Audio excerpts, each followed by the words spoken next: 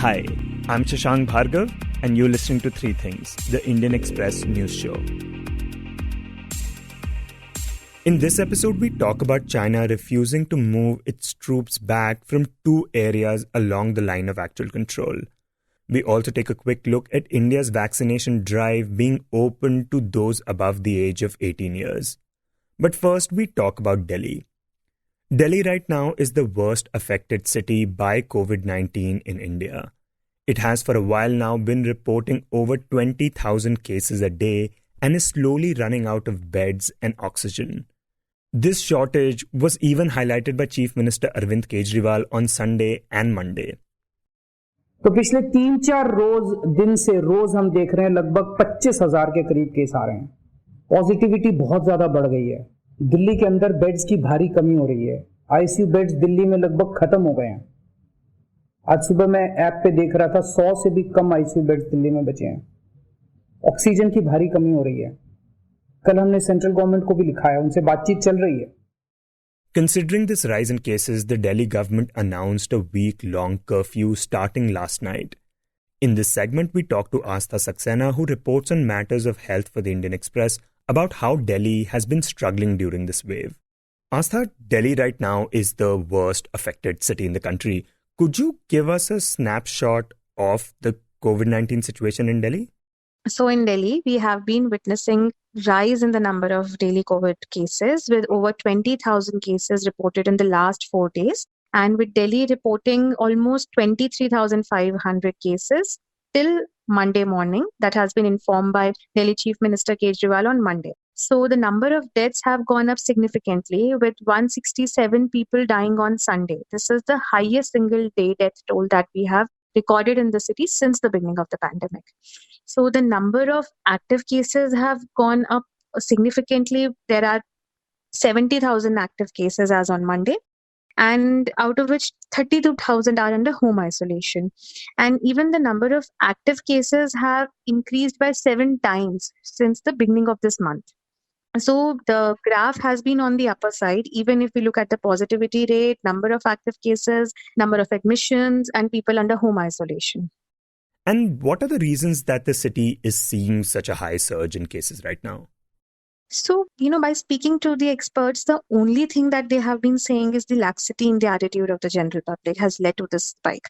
So, over the last 2 months, all of the experts have been saying that we need to monitor the situation closely. Even if we have less number of cases, we need to continue following the COVID appropriate behavior. We need to wear masks. We need to follow social distancing along with the vaccination drive that we are going on in the city. So the only thing, because the virus has its curve. So even we saw it in the European countries that there was a second surge. When India was going through the first wave, we saw that European countries were already reporting second surge. So this was expected in the country, even in the cities like Delhi. Because when Delhi was reporting less number of cases, other states like Maharashtra and Kerala, they were already reporting a higher number of cases. So it was expected that the cases might go up in the coming days. But the only reason the experts are saying that the only reason why the cases have gone up is the lack of proper COVID appropriate behavior that has not been, strictly followed by the general public. Right, because last month the number of active cases in Delhi were only in the 3 figures, right? And that time a lot of restaurants and malls and even sports facilities had opened up and we were seeing people not following COVID-19 protocols. But talking about the possible reasons for this case rise, do we understand any new variants to be responsible for it? Like in Maharashtra, we have seen the double variant, and in Punjab, the UK variant. Do we know anything about that? Right now, nothing of that sort has been confirmed in Delhi. But what doctors are saying that this particular strain or this particular surge is more infectious. So it's not deadly as yet, but it's more infectious as compared to the previous surge. So if one person is getting positive, the chance of infecting the other person in his or her vicinity is getting more doubled as compared to the last year.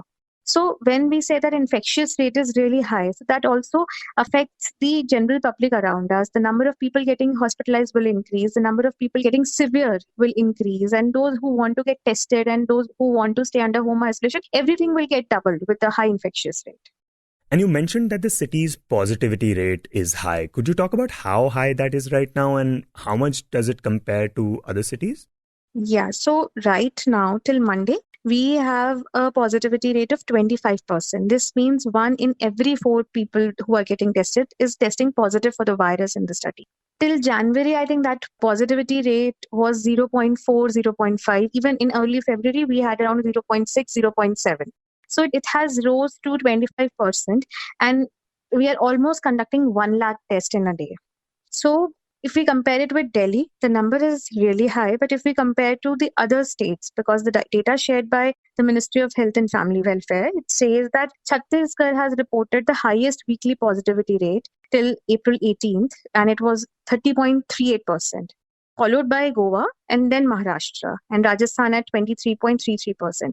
So that's a weekly positivity rate. So at present, Delhi is not among the top 5 or top 6 states that is reporting the highest weekly positivity rate. But if we compare it with that Delhi figures only, we are going on an upper side.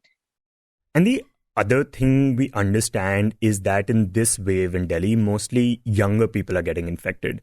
So how young are we talking about here, and what kind of symptoms are they experiencing? So when the cases started to increase in the month of March, doctors were witnessing a rise in the number of cases of people belonging to age group of 30 to 45 years. So these were the people who were going out for their jobs or to their work or other things. So when there was a rise in this particular age group, and they were infecting the elderly in the family. But in the last 2 weeks, the hospitals are reporting a sharp rise in the number of children between the age of 1 to 5 also. This was not seen in the previous surge. In the previous surge, most of the children were not getting infected with COVID, and the pediatric wards were lying vacant. But unlike last year, the virus is affecting infants with some as young as 1.5 month old getting admitted to the hospital. So the most affected age group, which was not observed in the previous surge, is those between 1 to 5 years. And the most common symptoms that is observed in these children include high fever, vomiting, diarrhea, and headache. However, the fatality rate or the severity here is not high, and they are getting recovered and getting back to their houses. But yes, the admissions and the case positivity in the children has gone up in the surge. So this surge has, of course, put an immense strain on the city's health infrastructure. This is something the chief minister has highlighted as well. Could you talk about that situation and just how many beds are available in the city right now? So the resurgence in the daily number of cases has put the entire health infrastructure under immense strain. From general beds to the ICU beds, the occupancy rate has gone up significantly. Even now, as on Monday, if we look at Delhi's Corona app, there are over 18,000 beds for COVID patients, and around 3,100 beds are vacant. And while we look at the ICU beds, there are only 4,300 beds for the ICU patients, and only 66 are available. So this means that even the critical care facilities and the general facilities are filling up fast, and the hospitals are struggling to meet the high patient load, as several healthcare workers are also getting infected with the disease. So the increased pressure of the patients and the reduced strength has led to a difficult situation for the hospitals, and it's creating a trouble for them to actually meet the needs of the patient. And what sort of steps is the Delhi government taking to increase the bed capacity? Okay, so in the last few weeks, the government has come out with several orders to increase the bed capacity in the state-run as well as the private hospitals in Delhi. Many private hospitals in Delhi have been asked to reserve almost 80% of their ICU care facilities for COVID patients, and even nursing homes have been roped in to cater to the demand of the rising cases of COVID. So apart from this, the government is also setting up beds in stadiums, halls, schools, as well as in common areas and gated colonies, so that there can be more space for patients who are getting infected with the disease. And in this regard, the Delhi government has also asked hotels to help with beds, right? This is something we saw in the last wave as well. So how much progress have we seen in that initiative? So around 23 hospitals in Delhi have been asked to link hotels with them so that more bed capacity can be added to the existing strength. So the hospitals which are attached with the hotels are supposed to provide the manpower, the oxygen support, and other medicines and other medical infrastructure that is required to treat the patient. As of now, while some of them have been managed to attach themselves with the hotels, some are still struggling to start that process because they don't have enough oxygen supply, or they don't have enough infrastructure or manpower to send it to these hotels so that more patients can be catered to.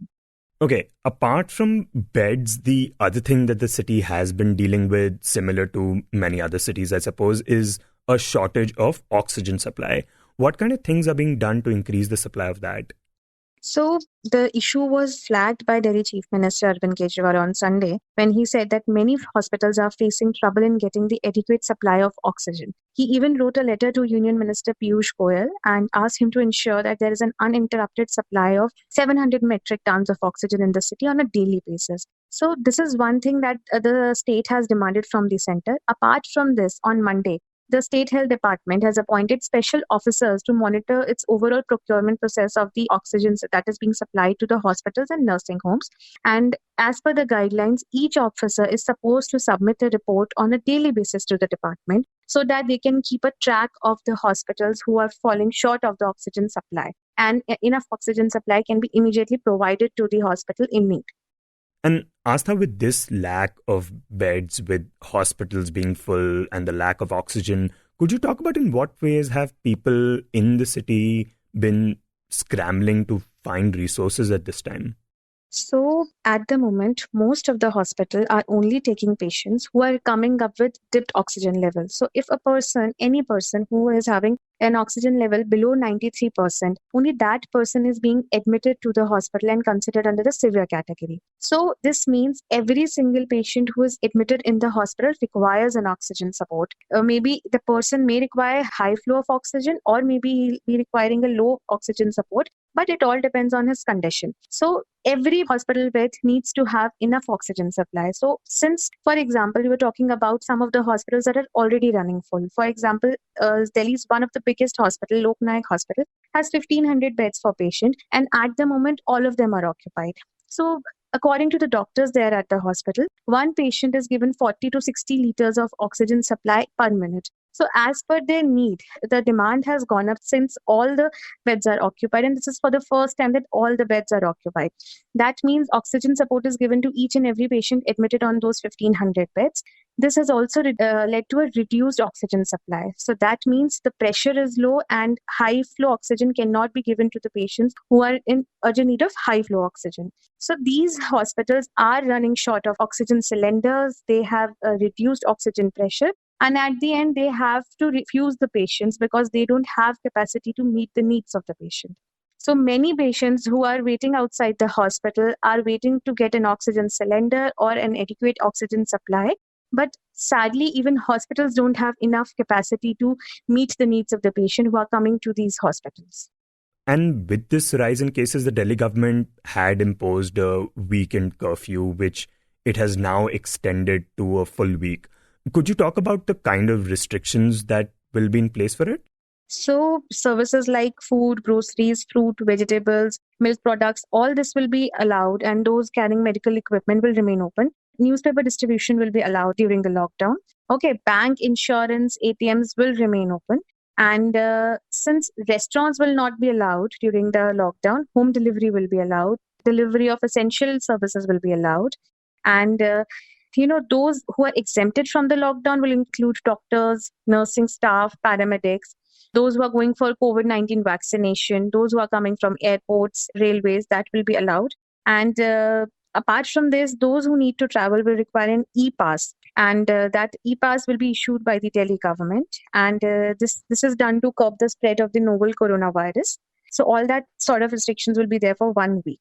Chief Minister Arvind Kejriwal said that the wedding of 50 people will be allowed during the lockdown, since many of them have already prepared for their ceremonies and have already paid for the facilities. So that is something that will be allowed during the lockdown process this week. And those things which will not be allowed include shopping centers, malls, weekly markets, and the amusement, water parks, public parks. These will be closed. There will be no activities in sport complexes, gyms, spas, and even barber shops, saloons, beauty parlors. All this will be closed. Okay, so the city had been contemplating a lockdown for some time now, but what do experts say about the extent to which this is going to help reduce the rise in cases? So, as per the experts, the only way to stay protected is to wear a mask and follow COVID appropriate behavior. So, doctors are saying that if we continue to follow this behavior, not exactly lockdown, but if we continue to stay inside our houses, follow COVID appropriate behavior, wear masks for at least 2 weeks, then we may be able to bring down the number of cases. However, most of them feels that it does not look like that it's going to happen in Delhi because of the activity that has been going on over the last few months. And, as we now move into aggressive action in terms of following COVID appropriate behavior, increasing testing, tracking, treatment, and developing micro containment zone during this lockdown period and will help us to stabilize the number of cases and bring them down. Also, Astha, a number of people from Delhi had gone to the Kumbh Mela in Haridwar, right? And there we saw lakhs of people come together, COVID protocols not being followed, and a number of people testing positive as well. Is their return to the city a cause for concern? Yes, of course it is. And hence, to ensure there's no surge in the cases due to the people returning from Kumbh, the Delhi Disaster Management Authority has directed all the residents of Delhi who have visited the Kumbh at Haridwar from April 4 till date to upload their details in the government website and go for a compulsory home quarantine for at least 14 days. If anyone is found to be violating the directive, he or she will face legal action. Next, we talk about the India-China crisis along the line of actual control in eastern Ladakh. It has now been nearly a year since India and China have been in a state of standoff. As we have discussed previously, China has transgressed along 4 points on the LAC: Pangong Tso, Depsang Plains, Hot Springs, and Gogra Post. Last month, there had been disengagement from the north and south banks of the Pangong Tso Lake. But during the 11th rounds of discussions that took place between the senior military commanders of the two countries earlier this month, China told India that it should be happy with what it has achieved, essentially refusing to move its troops back from Hot Spring and Gogra Post. This is what a top source told the Indian Express. In this segment, we talked to Krishan Kaushik about these two areas, how we should look at China's statement, and the situation in Depsang Plains. Krishan, Hot Springs and Gogra Post are two areas where Chinese had transgressed last year and are still refusing to move back their troops from. Could you talk about these two regions and tell us about where they lie? So, of course, Hot Springs and Gogra Post, these were two of the initial 4 friction points where China had come in around May last year. The deepest ingress that they had made last year was on the north bank of Pangong Tso in the Finger area. The other 3 these friction points were Gogra Post, which is Petroleum Point 17 Alpha, PP15, which is in Hot Springs, and PP14, which is in Galwan Valley. These were the 4 points. Now, Galwan Valley, after the violent clashes near PP14 on 15 June last year, in which 20 Indian soldiers were killed and China later admitted at least 4 of theirs were killed as well. After that clash, both sides wanted to disengage from there, and disengagement did take place over there, with both sides pulling back slightly and China going behind to their side of the LAC. In the Finger area on the north bank of Pangong Tso, disengagement happened in February, where China went east of Finger 8, where India says the LAC lies, and India went back to its Dancing Thapa post, which is just west of Finger 3. Gogra Post and Hot Springs are still 2 areas where the disengagement has not taken place at all. It is not like that there were no discussions about it earlier. In June as well last year, after the Galwan clashes, these 2 points were discussed for disengagement, and it had even started. However, China refused to vacate these 2 positions completely. Now, to understand where these positions are, they are north of the Pangong Tso area. Just north of Pangong Tso is the Karakoram range of mountains. North of that is the Changchenmo River, and these 2 points are near that. These are India's 2 of the closest points to the Konka La, which is also called the Konka Pass, which marks the border between Xinjiang and Tibet in China. And both sides agreed that Konka La marks the LAC in that area. Both Hot Springs and Gogra Post are close to this region. And what is the military significance of these 2 areas? Well, to be honest, this area is not considered a launch pad. In eastern Ladakh, the traditional launch pads are an area from where an offensive can be launched by either side. In the Chushul sector, it will be the Spangur Gap. Then there is a launch pad near Demchok. Then there's a launch pad near the DBO. So this area is not considered a launch pad. It is not like a major offensive can be launched by either side in this region. However, in the 1962 war, Hot Springs had served as a company headquarters for the posts which were in this area, which included Galwan as well. So there was a platoon level strength at that point. So militarily, it is still important. Of course, I mean, it's one of the front lines, but it is not one of the most strategically important, like, frontline border areas. that we have in the region. And you mentioned in your story that China now has told India that India should be happy with what it has achieved and has refused to go back from Hot Spring and Gogra Post. With China saying this outright, what do you think it says about the power difference between the two countries? See, I'm not sure if we really need to read too much into this refusal right now. I mean, of course, things can still play out in either way. But see, China had refused to do this. First, they had said yes initially, then they had refused to vacate these areas last year. Then this year, when the disengagement happened, the agreement had stated very clearly that once the disengagement in the Pangong Tso area is complete, within 48 hours of that, senior military commanders will meet again to discuss the rest of the friction points. Now, China has in the last meeting, which is the 11th meeting between the senior military commanders or the core commanders, which was on 9th of April, China has told that you should be happy with what has been achieved, which is referring to the disengagement in Pangong Tso. However, the people we have spoken to, they claim that there is a larger understanding between the two countries that the entire standoff eventually needs to be resolved for peace and tranquility. And for that to in these two areas, China has to go back and disengagement has to take place. Because see, unless disengagement in all the friction areas takes place, there will be no de-escalation, which means that the additional troops that are brought into the region by both the sides, they will not be pulled back to the original bases. So the sources we have spoken to, they say that this might be a stalling tactic, it might be a negotiating tactic, but nobody knows. So I'm not sure if this particular discussion or the 11th round of discussion and China refusing to go back right now is an example of a power differential. It might just be, China is still willing to play some more games in this region. Now the climate has become a little more conducive to more military action compared to what it is in the winter months in that area. So China refusing to go back at the moment could just be them stalling, and maybe they are not finished with whatever intention they came with in this region. And the other point of friction is the Depsang Plains, right? Where you write that India has not been able to access its traditional patrolling points since 2013. It is also, of course, a disputed area, and many say that this region is where, if China chooses to attack, it would be hard for India to defend itself. Could you talk about how things are there right now? So Depsang is very strategically sensitive for India because it is quite close to India's DBO airstrip, which is a major post for India, which by itself is very close to the Karakoram Pass, the northernmost tip of India in this region. So, of course, Depsang Plains is very sensitive for India. The Chinese presence over there is not very far from the DSDBO road, which basically connects the entire Chushul area to the subsector north, which goes to the DBO. So it is a very important area for India. Over there, of course, from what the sources have told us now, and which people have also repeated earlier, is that India has not been able to access its traditional patrolling points over there for years altogether. And recently, we have been told that it was at least since 2013 that we have not accessed those patrolling points. In 2013, there had been a standoff between India and China over there. The Chinese troops had come and settled themselves in an area called the bottleneck, which both troops used to go to their patrolling limits. But that standoff was resolved that year. But now the sources are saying India has still not been able to reach the patrolling limits because Chinese soldiers still come there every day in their vehicles and blocking in soldiers. But it also means that other people have also mentioned that, which means India is also blocking them at the bottleneck because China's claim line lies slightly west of the bottleneck towards Purse.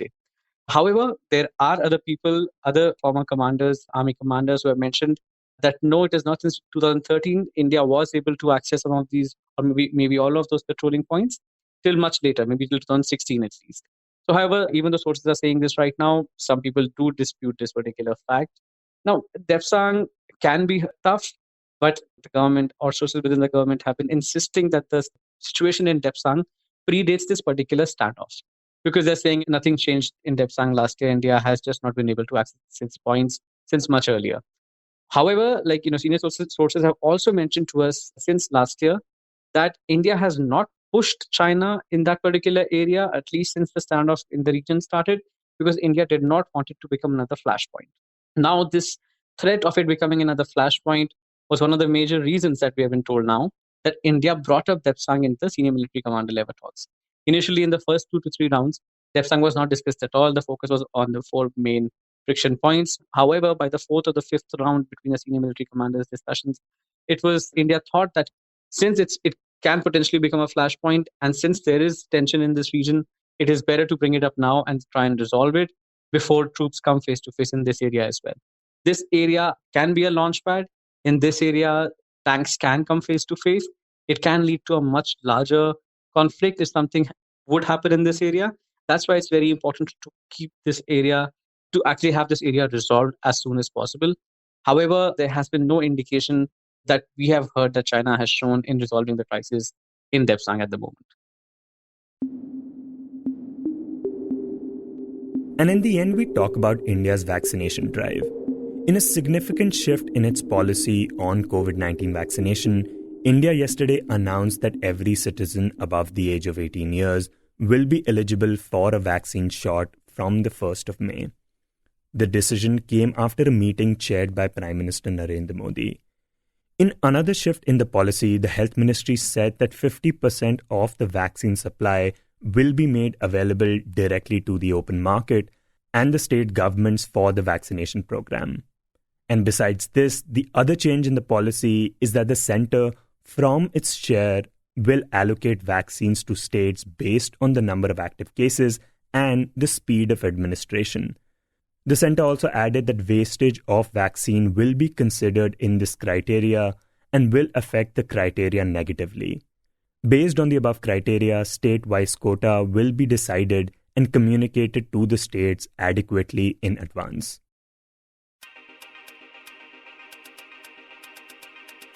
You were listening to Three Things by The Indian Express. Today's show was written and produced by me, Shashank Bhargav, and was edited and mixed by Suresh Pawar. If you like the show, then do subscribe to us wherever you get your podcasts.